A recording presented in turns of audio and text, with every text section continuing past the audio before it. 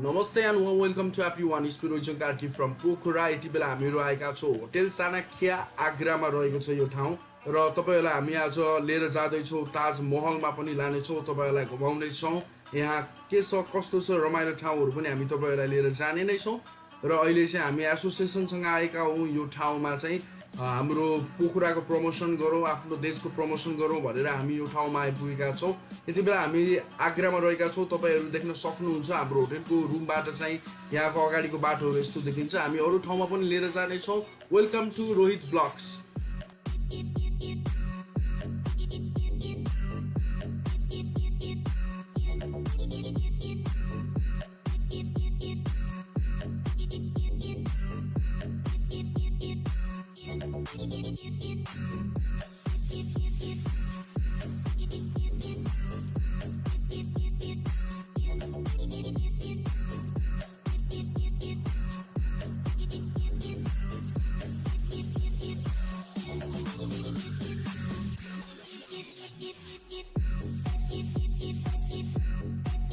माहौल निकै नै रमाइलो थियो तपाईहरु देख्न सक्नुहुन्छ उहाँहरु नै हुनुहुन्छ हाम्रो टिम हामी भित्र प्रवेश गर्न गइरहेका छौं चलिए पोखरा नेपाल भनेर चाहिँ हामी प्रमोसन गरिरहेका छौं सुरक्षा व्यवस्था निकै नै कडा पारिएको थियो जे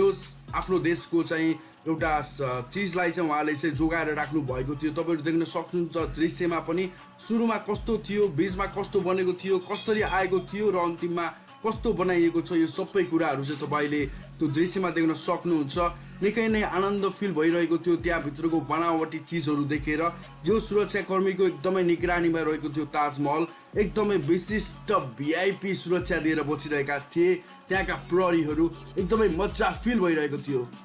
महसुस के भइरहेको थियो भन्दाखेरि यहाँको सुरक्षा व्यवस्था मात्र हैन कि यहाँको बनावटी देखेर यहाँको मानिसहरु देखेर विभिन्न देश विभिन्न संसारबाट मानिसहरु भिजिट गरिरहेका थिए हामी देख्न सक्छौं दृश्यमा पनि फोटोग्राफरहरु पनि हुनुहुन्छ यदि तपाई त्यहाँ जानु भएको छ तपाईलाई एचडी क्वालिटी फोटो चाहिन्छ भने तपाईले उहाँलाई सम्पर्क गर्न चाहनुहुन्छ भने पनि सक्नुहुनेछ उहाँहरु नै हुनुहुन्छ त्यहाँ र उहाँ हुनुहुन्छ गाइड उहाँले चाहिँ हामीलाई त्यहाँको बारेमा केही कुराहरु हामीलाई भनिराख्नु भएको छ एकचोटी तपाईले पनि सुन्नुहोस् र पत्ता लगाउनुहोस् कि ताजमहल कसरी बनेको रहेछ त नि जिस गेट से अभी आप लोग आए ईस्ट गेट और वीआईपी गेट है जितने भी वीआईपी होता है ना प्राइम मिनिस्टर और प्रेसिडेंट आप जैसे लोग इसी गेट से आया सब लोग वीआईपी है ये गेट उन्होंने अपनी सेकंड वाइफ सरहिंद बेगम के लिए बनवाया अपने बैक साइड में जो गेट देख रहे हैं वो साउथ गेट एक लेबर कॉलोनी गेट है जो 20,000 वर्कर था जिसने ताजमहल बनाया था वो इस गेट के आउटसाइड रहता था वो गेट उन्होंने अपनी उस वाइफ के लिए बनाया जिनके लिए ताजमहल बनवाया नहीं मुमताज के लिए एक सामने गेट देखिए उस तरफ वेस्ट गेट वो एक जनरल गेट है जितने भी आम लोकल लोग होते हैं उस गेट से आते हैं वो गेट उन्होंने अपनी फर्स्ट वाइफ फतेहपुरी बेगम के लिए बनाया अब आप लोग ये गेट देख रहे हैं ये एक शाही दरवाजा है रॉयल गेट ताजमहल में एंट्री होने का टॉप पे एक रो देखिए वाइट डोम्स का दिख रहा होगा छोटा छोटा गुंबद देख रहे हैं सभी लोगों लेकिन इनके बताइए सभी लोग कितना है यार 11 इसके बैक साइड में और 11 है टोटल 22 है ये एक सिंबल है प्रूफ करता है कि ताजमहल 22 सालों में कंप्लीट हुआ उस टाइम पे कैलेंडर्स नहीं था इसलिए इस तरीके का सिंबल दिया जाता था अब आप लोग देख सकते हैं कि 22 जून से 22 साल ही लगा ताजमहल को कंप्लीट होने में देखा सर अब थोड़ा अरेबिक वर्ड के रूप में कुछ फ्लावर्स हैं देखिए फूल पत्ते ऐसे दिख रहा है पेंटिंग से लग रहा है लेकिन ये पेंटिंग नहीं है ऐसे हम लोग हिंदी में कहते हैं मीनाकारी पच्चीकारी हथौड़ी और छेनी के द्वारा मार्बल के अंदर स्टोन फिट किया है ये वर्क यहाँ पर जनरेशन वाइज हो रहा है यही वर्क है जिसके वजह से ताजमहल को 7 अजूबों में गिना जाता है अभी टच नहीं कर सकता मेन बिल्डिंग में जाएगा जब सब लोग टच करके देख सकते हैं अब मैं थोड़ा अंदर एक्सप्लेन करूँगा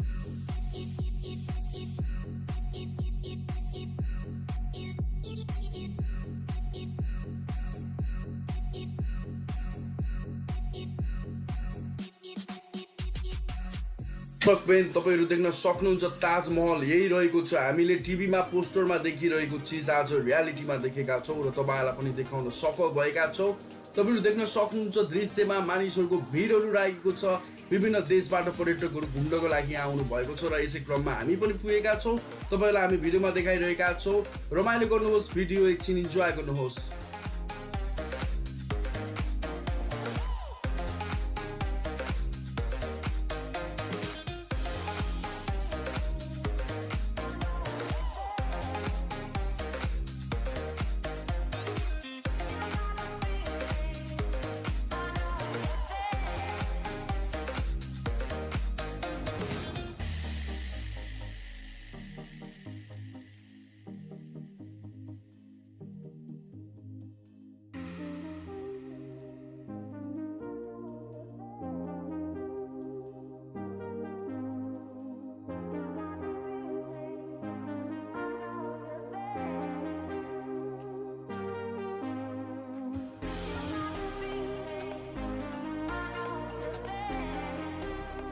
हे गाइज व्हाट्सएप कस्तो लागिरहेछ तपाईहरुलाई ताजमहल निकै नै गर्मी छ तर पनि म तपाईहरुलाई ताजमहल देखाइरहेको छु म नजिकतिर जान गइरहेको छु इन्जोय गर्नुहोस् हाम्रो भिडियो अन्त्यसम्म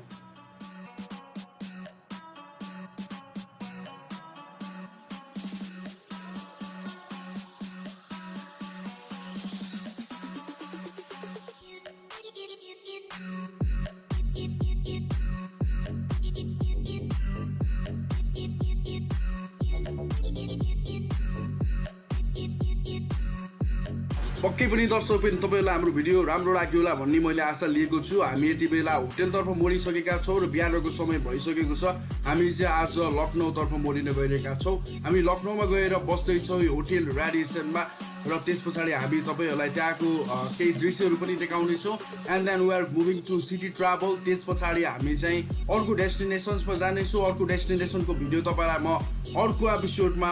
देखाउने छु यति भन्दै म लगायत मेरो सम्पूर्ण टिम बिदा हुन चाहन्छु हस्त धन्यवाद घरमा बस्नु होला बाहिर ननिस्कनु होला मेरो भिडियोलाई माया गर्नुहोस् लाइक गर्नुहोस् कमेन्ट गर्नुहोस् सब्स्क्राइब गर्नुहोस् तपाईले गर्नुभएको कमेन्टले गर्दा नै मलाई हौसला प्रदान हुनेछ र म देशका विभिन्न ठाउँहरुमा विदेशका विभिन्न ठाउँहरुमा गएर तपाईहरुलाई भिडियो बनाएर देखाउने छु यति भन्दै म बिदा हुन चाहन्छु हस्त धन्यवाद जय नेपाल फेरि भेटौँला